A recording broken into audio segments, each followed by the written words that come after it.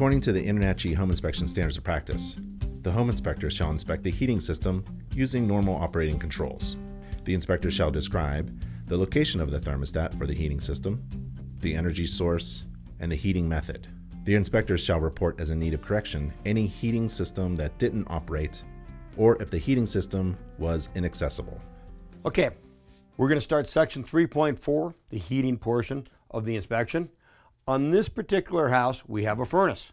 You may have a boiler, you may have a heat pump. There just depends on where in the country you're living, what you have. So typically what we like to do is, first things first, go to the thermostat, do a visual inspection, make sure that we can actually adjust it. Newer furnaces, a lot of times now we're coming to furnaces or thermostats that the seller has locked.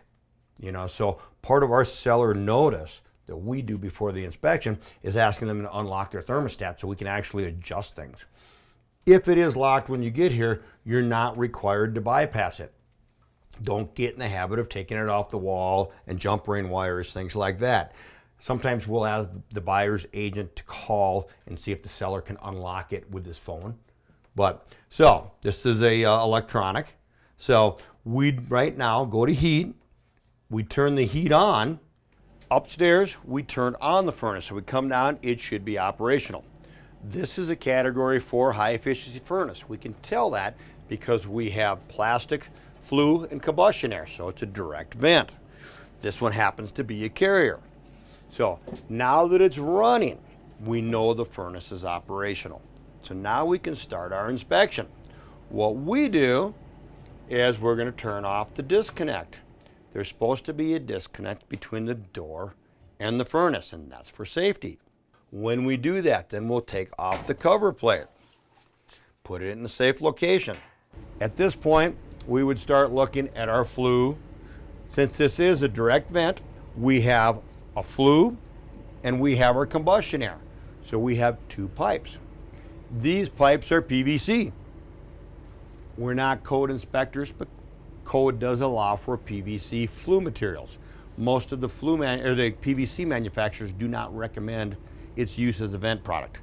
In my report, I note that there's been documented problems with PVC. When we do use PVC, however, we have to have a purple primer, just like they have here, just like when we use it in our plumbing systems. Now, as it goes into the ceiling, we can't see it.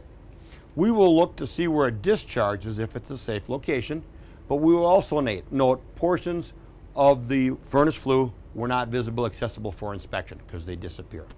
In the basement, we looked at the furnace and we could see the flue on that side. Now, this is what comes out of the house. This is the combustion air. This is the flue. It's a little unconventional to have it this far out, but they're supposed to be 18 inches apart. Typically, we want to see screens. Most jurisdictions require a screen in the flue and the combustion air. In Colorado, we don't put it in the flue just because of condensation freeze up. So combustion air, flue. Flue should always be higher than the combustion air so we don't just recirculate that exhaust back in. So this is our furnace flue, furnace combustion air. Inside the furnace, you're going to find the data tag. We take a picture of that on every inspection. That way, we know what was here. We're going to take a picture as we take it apart. We want to make sure down the road somebody could change this out, and so we did the inspection on a carrier. They may call and say, hey, we have a problem with our furnace, you didn't catch, and it's a ream. And it's like, well, that's not the furnace we inspected. In our report, we're going to document model number, serial number, BTUs. You are not required to do that by the SOP, so that is exceeding. Although it is pretty handy for clients when they're calling an HVAC guy to have service work done, then they have all that information. So now, as we're looking down here, we have an inducer or a draft fan. We have a gas valve. Because it's a high efficiency furnace, we have a sealed burner chamber. We do have an inspection glass here though. So when we turn the furnace back on, the first thing we should see happen is the draft fan should start spinning. Its job is to force our exhaust out. Then on this particular model, we have a glow plug or an igniter. Sometimes you'll have a spark plug on a high efficiency. We don't just have a standing pilot anymore. So when we look in here, we'll see a glow. After that glow gets really hot, we'll hear a click from the gas valve. And that'll turn the gas on, and then we should light our burners nice and evenly. If the burners do not light properly, there's a flame sensor that won't get hot, and it'll turn the burners back off. That's called a short cycle. So we're going to turn on the service switch here so you can actually see how this is supposed to operate. And it takes a little bit when we do this to go through its test. So here, the draft fan comes on. So that's going to come on for 30 seconds. Up here now we want to look for a glow. There it is. We just start to see it now come on. I like to put my finger on the cylinder. There's the click. When we hear that click, now we should light our burners. If the burners don't light, typically the draft fan will turn back off. If the burners light correctly, we should run. The burners will get the chamber hot, and then in about a minute, the blower motor will kick on, and then we'll start putting heat through the house. Another thing is not part of a standards of practice. We are not required to check for carbon monoxide. If you choose to do so, this here has an accessible plastic plug where you could put your carbon monoxide probe. Sometimes there'll be a little test port where you can put it in. You do not want to disassemble something to check for carbon monoxide. You can also check at the closest register. But that is exceeding the standards of practice. A lot of home inspectors do a carbon monoxide test, but you are not required to, as we are visible home inspectors. So now our fan kicked on. As we're looking at our gas system, we want to see black iron in to the furnace. We never want to see a flexible line going into the shell. Here in Colorado, if we're on a concrete floor, we have to have flex line now. So we're looking for that. We want to shut off, if it's newer than 2014, that you can do with your hands. And down here, each appliance has to have a drip leg or a sediment trap near the appliance. So this one actually runs both the water heater and the furnace. That is acceptable, but it just needs to be near the two of them. Down here, there'll be an air filter. So everything's operating again. So this is when we put things back together. When the system was off, we looked at our air filter. Now, as the system warms up, we will use one of our small infrareds, and we will go and check that we have heat at all of our HVAC registers. Coming in here, on this house, in this room, every room should have heat. There, we can see it right there. On this one also.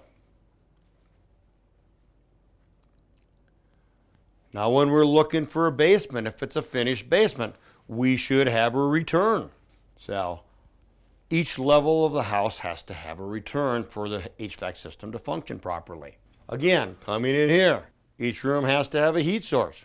We have it right there, so it's getting hot. Interior bathrooms.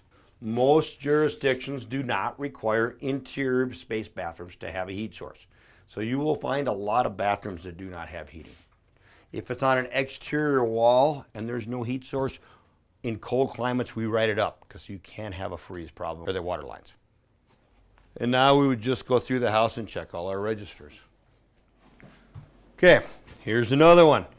We'll actually check the flow, make sure we have airflow also. Just because you have heat doesn't mean you have great airflow. You're not required to use an air meter. So we personally don't. But as we're going through, we see with this, if we have one that's cooler than the others, then we will check and see what kind of airflow we have to it.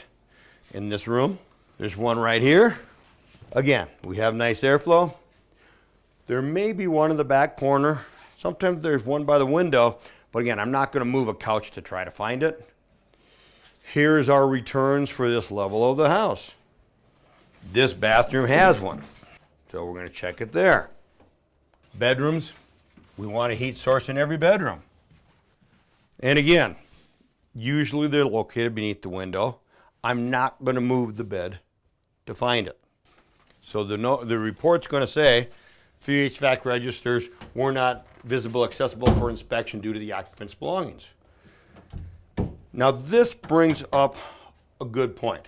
Sometimes you will come to a house and they have a room locked. Unless somebody provided you the key, you're not required to inspect that room. You do definitely want to document the southeast bedroom door was locked. Therefore, the southeast bedroom and all interior components, electrical, etc., could not be inspected, could not be verified. So you are required to say what you cannot inspect. So in this house, that's what we have for our HVAC ducting. Now, we take a picture to start with a thermostat, especially when we can adjust them. And when we leave the house, we take another picture showing that the thermostat is exactly as we found it, back to 68 or whatever the client has it. Just wrapped up with 3.4. Now we're going to start on our cooling system.